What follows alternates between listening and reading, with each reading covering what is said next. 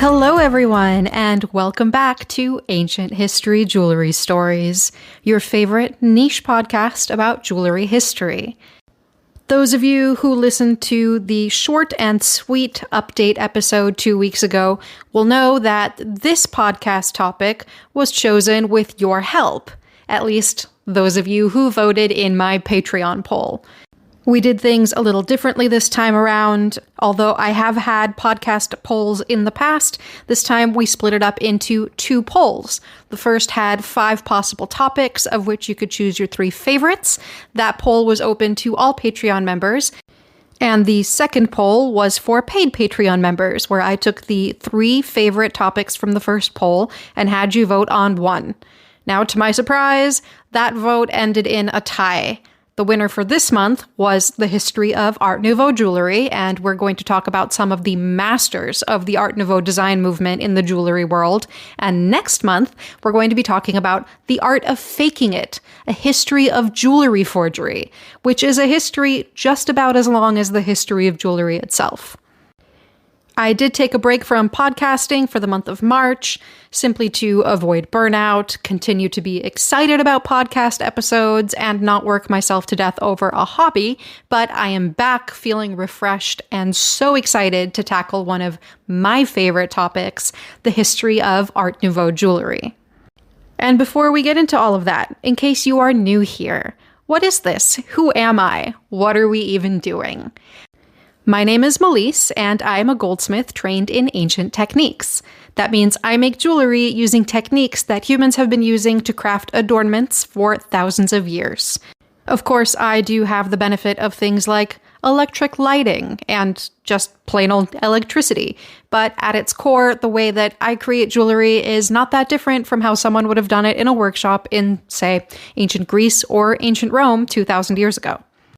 In this podcast series, along with a video series, also called Ancient History Jewelry Stories, I examine history through the lens of jewelry, which, in my opinion, is probably the most important and personal form of art that humans can create. My jewelry videos are available to watch on Instagram, TikTok, and YouTube under the username moonhoney.jewelry. Those videos generally get updated 3 to 5 times a week, and these podcasts usually serve as a companion piece to Deep Dive Wednesday video episodes. If you would like to see any visual components that go along with the podcast episodes, that would be the right place to start. And while we are going to be diving deep into the history of Art Nouveau jewelry in this and the next podcast episode, this isn't the first time I have tackled the subject. The deep dive topic for the month of February was the history of Tiffany & Company. Louis Comfort Tiffany, who took over the business after his father passed away, was one of the greatest figures in the Art Nouveau movement, especially in jewelry, as well as other decorative arts, and, of course, glasswork. If you want to learn a little bit more about what was going on with Art Nouveau here in the United States, definitely go give those 2 episodes a listen. Feel free to listen to them after listening to the Art Nouveau episodes if you want to have a little bit more background and context on the movement as a whole. But if you are impatient and you don't want to have to wait for the second Art Nouveau episode to be released, the 2 Tiffany episodes are already available. And as I said at the beginning of this episode, the podcast topic was chosen by a poll. That is the only way to influence what kind of content I make in the future. As I've said before, and will say again ad nauseum forever until the end of time, I unfortunately do not take suggestions, unless it's something I was already planning on doing, in which case I will probably bump it up a little bit on my list and try to get to it sooner. But I have a long running list of topics that I personally want to tackle, and I get a lot of suggestions every week, so it is just too much noise for me to filter out, too much for me to focus on. If you want to be able to vote in polls in order to influence what the future topics might be, you can join my Patreon at patreon.com/ancient history jewelry stories. Usually the polls are for the paid $5 a month tier of membership, but this month we did do it differently, and there was a preliminary poll that all members could vote in. Yes, I am gatekeeping input behind the price of a cup of coffee every month. And if you are one of those people who already supports me on Patreon, whether paid or unpaid, thank you very much. It makes me incredibly happy to know that there are a few of you out there who think that what I do is engaging and, dare I say, important enough to lend me your support in that way. I also recently asked my Patreon members to let me know what they would like to see as incentives for the monthly paid membership, and a few of you gave me some really good suggestions. So keep an eye out in the coming months for some Patreon paid member incentives, things that will sweeten the deal a little bit, so to speak, for you to become a $5 a month paid Patreon member. All right, all the business stuff out of the way, I think it's time that we start our deep dive into what I consider to be one of the most beautiful movements, not only in the jewelry world, but in the art and design world as a whole, Art Nouveau.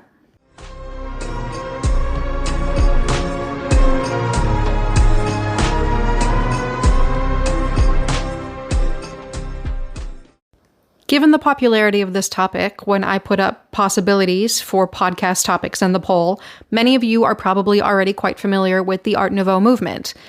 It would be irresponsible of me, however, to assume that everyone knows what I'm talking about. So I am going to go into a brief history of what the Art Nouveau movement was. Since this is not an art history podcast, but rather a jewelry podcast, although, let's be frank, those lines overlap quite a bit when we're talking about jewelry history, I'm not going to dive too deep into the history of the Art Nouveau movement, but I will try to hit all of the key points so that everyone gets a better understanding of where this all came from and what it led to. Let's start with the name. Art Nouveau, it's a French term meaning new art. This is the most commonly used name for the movement, although I will be discussing some of the other names that are applied to it, which you may be more familiar with if you are not American or British. This is a style of art, architecture, and applied art, which is basically design and decoration applied to everyday practical objects that really spanned a fairly short time considering how important and influential it is. It was popular from around 1890 to just around the start of World War I, so in the 19-teens, during what is commonly referred to as the Belle Époque period, which is French for the beautiful era. Art Nouveau took its inspiration from natural forms, a lot of plant, animal, and insect motifs. There is a sense of movement to a lot of the art, especially using asymmetry and what is known as the whiplash curve. There is a use of modern materials. You will see a lot of Art Nouveau jewelry and other decorative arts using materials like iron, glass, ceramics, and eventually concrete. In Art Nouveau jewelry specifically, you see an emphasis on organic materials like horn, tortoiseshell, semi-precious gems like amber, and a huge revival for the irregular, charming Baroque pearl. The Art Nouveau movement could be seen as a reaction to many of the trends and ideals of the 19th century. Concepts such as historicism, academic art, which is art that was influenced by the European academies, seen mostly through the 16th to 19th centuries, and a bit of a puritanical bent, especially in the United States. In that vein, one of the major objectives of the Art Nouveau movement was to break down the barriers between fine art and applied arts. Fine art can loosely be described as objects that are created for the sheer sake of their beauty, whereas applied arts is the beautification of practical and everyday things. German artists of the Art Nouveau movement came up with a term that I think really expresses what the goal was. Gesamtkunstwerk. This means a total work of art. Gesamtkunstwerk meant that there was a push for unified architecture, furnishings, art, and interior design, all made in a common style, intended to create a beautiful surrounding, soothe the soul, and inspire. This was a departure from the eclectic, maximalist, and often Orientalist style that was so popular with people of means in Europe and the United States during the 19th century. The first inklings of Art Nouveau architecture and style popped up in Brussels in the early 1890s. From here, it quickly jumped over to Paris, and in Paris, it really exploded across Europe in the 1900 International Exposition. This international exposition will come up time and time again. We mentioned it in the podcast episodes about Tiffany & Company, and many of the most influential Art Nouveau jewelry designers either exhibited their work at this exposition or got many ideas for their work from this exposition. From Paris, it jumped to Britain, from Britain to Belgium, from Belgium to Spain, from Spain to the rest of France, and from France throughout the rest of Europe. It was, in our modern parlance, the hottest shit. I mentioned a little bit earlier that Art Nouveau was known by many different names depending on what country and even specifically what city we were talking about. Not only were there many different names for the style, but each regional variation was slightly different from its neighbors. Some of the other names that it was known by besides Art Nouveau are Style Moderne, as it was known in France, also in France known as Art fin de siècle, end of the century, Jugendstil in Germany and Vienna, which translates to youth style, Stile Liberté in Italy, Modernisme in Catalonia, mostly in Barcelona, and one of my absolute favorites, Style Nuile, noodle style, although this was generally used as a derogatory name for the style. Also in Denmark, they called it Skønværk, which means work of beauty, and I do think that is an especially fitting name. There are other names besides these, but I really don't think anyone wants to listen to me rattle off different names for Art Nouveau for 10 whole minutes. So, we're going to get into the stuff that everyone's here to actually listen to me talk about. Some of the master jewelers of Art Nouveau. All of these names are French, so please be nice to me. French is a language that I simply can never manage to pronounce correctly no matter how hard I try. In this episode, we're going to talk about Lucien Gaillard, Henri Vever, and Gabriel Farges. In the next episode, we're going to be talking about the two that I think are probably most well-known, René Lalique and Georges Fouquet, which will include a discussion about one of my absolute favorite collaborations of all time, the collaboration between Georges Fouquet and Alphonse Mucha. Or Mucha, or Muja, or even Mucha, depending on who you are and where you're from and how you want to correct me on this pronunciation. Now, before we can talk about the histories of the designers who created these thrilling works of art, we have to actually understand what the characteristics of Art Nouveau jewelry even are.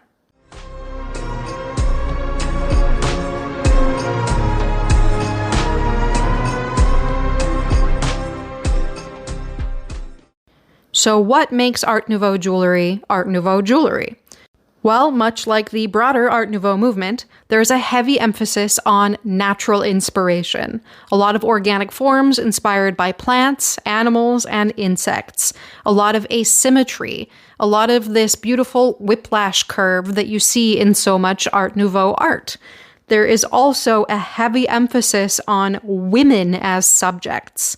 These women are highly idealized. They are seductive. They are beautiful, exotic, and very often nude. Art Nouveau jewelry featuring women will very often feature some titties, but elegant titties. You know, the kind that you would expect to find in fine art. They are sexualized in a way that is non-threatening while still being a little bit dangerous. Surprisingly, this undercurrent of seductive danger is actually a recurring theme in a lot of Art Nouveau jewelry. Put a pin on that because we will get back to this concept and discuss exactly why that is. Another characteristic of Art Nouveau jewelry that really sets it apart is the use of non-traditional materials. As we talked about before, there was an emphasis on using non-traditional, less expensive, organic, and also modern materials. You see a lot of glass, horn, amber, enamel, and again, that resurgence of the Baroque pearl. Regularity and symmetry were not the focus of Art Nouveau jewelry, so a spherical perfect pearl would have been uninteresting to somebody both designing and appreciating Art Nouveau jewelry. In essence, the focus was on the skill of the person who was creating the works versus the materials being used. If you listened to the Tiffany & Company episodes, then you will know how much of the focus was being put on colored enamels and glass. This isn't to say that gems were not part of Art Nouveau jewelry. They were a huge component, but often they were semi-precious stones versus the more expensive, quote-unquote, cardinal stones, such as diamonds, emeralds, rubies, and sapphires. And the jewels and gems were often being used to enhance the overall design, versus the design revolving around the jewels and gems. There are, of course, exceptions to this. Louis Comfort Tiffany was a very big fan of taking a big, juicy stone and making it the central focal point of his pieces, but in general, you will see them being used to tell a larger story versus the focus being on this one central, say, amethyst or sapphire. You do also often see colored gemstones being used together in completely unexpected, arresting combinations. Another running theme in Art Nouveau jewelry and art is the use of exotic influences. You see a lot of Japanese influence. In fact, as we will discover when talking about some of the most important designers in the jewelry world at this time, they were basically very wealthy weeaboos. They were obsessed with Japanese culture, some more than others, but for the most part, Japanese design and aesthetic will sneak its way into a lot of Art Nouveau jewelry. This movement also coincided with the late Victorian craze for all manner of exotic plants and animals. This is a time when exotic birds were being used as fancy hat ornaments. That is not an exaggeration. Entire taxidermied birds of paradise were being sent from Central and South America and Southeast Asia and being used to adorn women's hats. There was also a craze for all sorts of fancy shiny beetles. There was a short trend where beetles worn on gold chains were allowed to roam free across a woman's dress. Wealthy Victorians were building hothouses in order to grow the fancy orchid specimens that they were so obsessed with. There was no shortage of exotic flora and fauna being sent from all different corners of the world at this time. You also see recurring Egyptian revival themes, as well as Byzantine motifs, and in some European countries, a real emphasis on folk art and local mythology. And back to that undercurrent of danger. One of the strong influences of the Art Nouveau movement, specifically jewelry, that I think gets overlooked or maybe not understood is that of the decadence movement. This movement was marked by a disappointment in the present and a disbelief in the future. Does that sound familiar to anybody? There was a theme of death, decay, and artificiality running through a lot of Art Nouveau jewelry. Again, you see those medusas, you see a lot of snakes, you see insects like moths and spiders. Which, okay, yes, technically arachnids. And bats. So many bats. There was a real love for bats in Art Nouveau jewelry. Often, just beneath the surface of these elaborate, beautiful, and often whimsical designs is that reference to the decadence movement. By my calculations, we should be due for a new Art Nouveau movement to counteract our own disappointment in the present and disbelief in the future anytime now. And now that I've laid the groundwork to help you understand what Art Nouveau jewelry actually is, let's start with our first designer, Lucien Gaillard.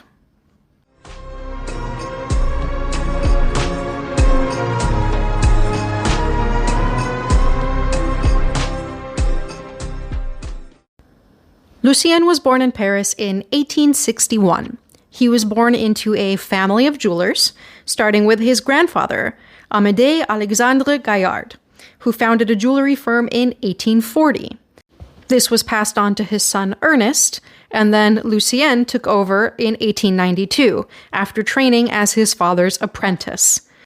Maison Gaillard was already quite well known in the jewelry world at this time. They won a prize at the 1889 Universal Exposition, which is the same year that Tiffany & Company won a prize for their works in silver. And Lucien was not the only Art Nouveau luminary to come out of this family. His brother Eugene was a well-known Art Nouveau furniture designer. Like so many of his contemporaries, one of his major inspirations was Japanese art. He didn't quite take it to the same extremes as some of the other designers that we're going to be talking about, but if you look at his work, it is very obvious. There is also the usual inspiration taken from nature, with floral, animal, and insect motifs. One of the things that I think is truly distinctive about Lucien Gaillard's designs is that he was only using one motif per item for most pieces. Other designers would combine multiple motifs in one piece, but for Lucien Gaillard, it's a moth, and that's it. Not a moth on a cherry blossom branch, not a moth and a butterfly, just a moth. He was particularly fond of insect motifs and often used the plique-à-jour enamel technique to create their wings. This is a French term meaning letting in daylight. It was used heavily by Louis Comfort Tiffany as well, and it's a technique where the translucent enamel has no metal base. It is enamel applied in a very fine wire framework so that you get the effect of transparent stained glass. He was also very inspired by René Lalique. Seeing Lalique's work at the 1900 exhibition in Paris is what influenced him to really embrace Art Nouveau designs in his jewelry. He did also start working in glass in 1910, and I do have to wonder if that was inspired by René Lalique as well, who is more famous for his glass than he is for his jewelry. Much like Louis Comfort Tiffany, we're going to be seeing a lot of repeating themes when talking about Art Nouveau designers. Much like René Lalique, Lucien Gaillard was using a lot of horn in his work, especially to make hair combs and little tiaras and crowns. And also much like Lalique, you find a lot of butterfly ladies in his work. I find this to be a very charming, recurring idea in Art Nouveau jewelry. Beautiful, lithe, bare-breasted ladies with elaborate butterfly wings. They come up time and time again. Of all of the designers that we're going to be discussing, I do believe that Lucien Gaillard's work is the one where the influence from another designer is most obvious. I don't say this to devalue Gaillard's work or make it sound like he didn't have his own distinctly beautiful ideas, but his work is the one that I most often confuse with that of René Lalique. A lot of the motifs, ideas, and materials are remarkably similar. From what I can tell, the company was in business until 1933, which is firmly into the Art Deco era and out of the Art Nouveau movement. Lucien Gaillard himself died in 1942. There is currently a Maison Gaillard in business. They seem to specialize in black truffles. They are not jewelry related. And there is a Gaillard jewelry business, but they too seem to have nothing to do with the original Maison Gaillard. They are a modern business that seems to be based in the United States. Moving along, let's talk about the next influential designer in the world of Art Nouveau jewelry, Henri Vever. Born in 1854 in Metz, France, Henri also took over a family jewelry business started by his grandfather, founded by Pierre Vever in 1821, and taken over by his father Ernest. Yes, that's correct, his father's name was also Ernest, just like Lucien. Henri and his brother Paul took over the family business by 1881. Maison Vever originally started out by focusing on archaeological and historical revival styles. If you've listened to my episodes on archaeological revival and Egyptian revival, then this will not be a foreign concept to you, but in a nutshell, these were jewelry styles influenced by archaeological digs and finds that were happening around this time. There was a huge influence from the Etruscan finds being made in Italy, Egyptian finds being made in Egypt, and ever-popular Renaissance revival jewelry. Slightly different from some of the other designers that were focusing on the Art Nouveau style, Henri Vever did favor expensive gemstones. While other designers were using semi-precious stones and organic materials, Vever was using cardinal stones, the good shit, the expensive ones, diamonds, rubies, emeralds, and sapphires. Much like many of his contemporaries, he also showed his work at the 1900 Universal Exposition, where he probably also got quite a bit of inspiration. He had many collaborators during his time making jewelry, but one of the ones he worked with most often was the illustrator Eugene Grasset, who was noted for creating some of the dreamiest designs. Many of the pieces that they collaborated on together have mythological themes, featuring goddesses and figures from ancient Greek mythology, rendered in a very romantic, almost storybook style. Thanks to the family business's history making archaeological revival jewelry, Vever was also very well versed in historical styles.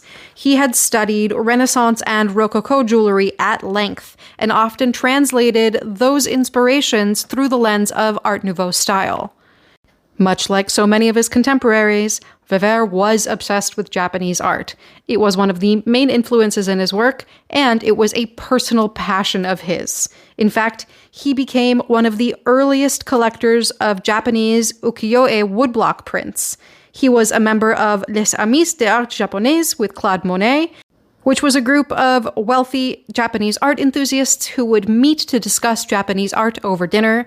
Again, wealthy Victorian weeaboos. And his collection of Japanese art grew so much that during World War I, he had to sell 7,996 of his prints to the Japanese industrial mogul Matsukata Kojiro. This collection of almost 8,000 ukiyo-e prints now forms the majority of the ukiyo-e collection at the Tokyo National Museum. So, good for you, Henri Vever. I think that little tidbit would make him very happy. He also wrote what, at the time when it was published, was the most comprehensive book about the history of jewelry production and design in France, called French Jewelry of the 19th Century. A very dry title, but at least it tells you exactly what to expect. Like other Art Nouveau jewelry designs, his motifs included many plants, animals, insects, sultry bare-breasted women, and mythology. Maison Vever closed in 1982, but as of 2021, the seventh generation of the Vever family has reopened it. Taking a quick glance at their website, it looks like they are making many pieces inspired by their original designs, and of course the ubiquitous butterfly wing lady. I don't know why this concept has such a stranglehold on the Art Nouveau design movement. They are reinterpreting it in a modern way, which, not my jam, but it's someone's jam. But this butterfly lady, she's going to keep coming up. They do seem to be using quite a few lab-grown diamonds, and I wonder what Henri Vever, the enjoyer of expensive cardinal gemstones, would have had to say about that. And now we are going to briefly talk about the last designer for this episode, Gabriel Falgueires. Briefly, because I can barely find any information about him, which is shocking considering the quality of work he created. I'm not joking. The pieces he made are some of the most astonishing examples of Art Nouveau jewelry I have come across, and that's saying a lot. He was clearly French, and definitely creating jewelry at some point throughout the late 19th and early 20th centuries, but there is very little info out there. He collaborated with the Parisian jeweler Alphonse Auger between 1864 and 1870, and seems to have had his own studio from 1888 to 1922, but that's pretty much it. That's all I can find. His work is stunning. There is a large emphasis on representations of women. No surprise there. They keep coming up. There are less bare breasts in his work than in some of the other designers we've covered and will cover, but, there's still titties. A lot of his pieces seem to be mythologically inspired. In fact, one of his most famous pieces is not of a woman at all. It is a sensational piece featuring Orpheus floating down the river Hades. Words do not do this piece justice. There is no way I can describe this in a way that really conveys the splendor of this beautiful piece of jewelry. In fact, stop what you're doing, pause this podcast, go to your computer, open your laptop, open Google on your phone, whatever you need to do, and please look up the Gabriel Falgueires Orpheus floating down the river Hades. This is probably one of the most beautiful pieces of jewelry I have ever laid my eyes on. I hesitate to call it simple because it's not. It's clearly a very intricately made and well-designed piece of jewelry, but it is a lot less colorful than many of his other pieces. And I think that stunning simplicity in color is what makes it so effective. Just a good handful of diamonds, a beautifully carved face, and a lovingly rendered mythological subject. Some of his other pieces, specifically those featuring portraits of women, remind me very much of the collaboration between Georges Fouquet and Alphonse Mucha that we're going to be talking about in the next episode.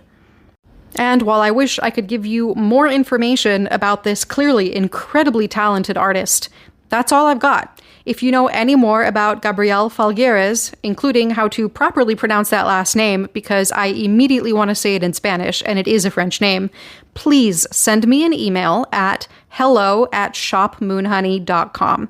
I am hungry for more info. I want to know as much as I can about this man and his incredible works of art, and right now, all I've got to go on are pretty pictures.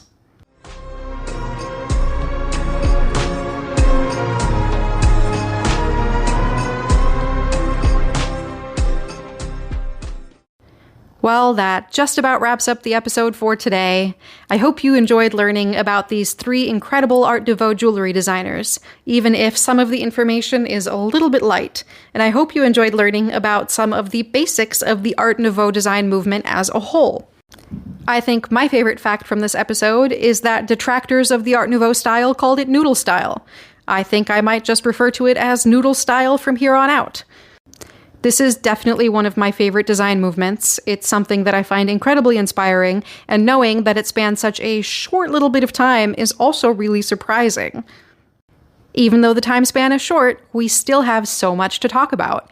In 2 weeks, we're going to be back with part 2 of the history of Art Nouveau jewelry, where we will be talking about 2 of the better-known designers in this movement, René Lalique and Georges Fouquet. Until then, if you'd like to watch any of my jewelry history videos, especially the Deep Dive Wednesday videos that will have some of the visual components for this deep dive, you can find me on Instagram, TikTok, and YouTube under moonhoney.jewelry. If you'd like to see the work that I do, the jewelry that I make using ancient techniques, usually historically inspired, you can find that at shopmoonhoney.com. If you'd like some merch, you can find that at merch.shopmoonhoney.com. If you'd like to join me on my Patreon, you can find that at patreon.com/ancienthistoryjewelrystories. And maybe you'll be able to vote in a future poll to determine what a podcast topic is going to be. As always, thank you all for being here. Thank you for listening. Thank you for voting in the polls. Those of you supporting me on Patreon, an extra special thank you. And I'll see you all again in 2 weeks for more ancient history jewelry stories.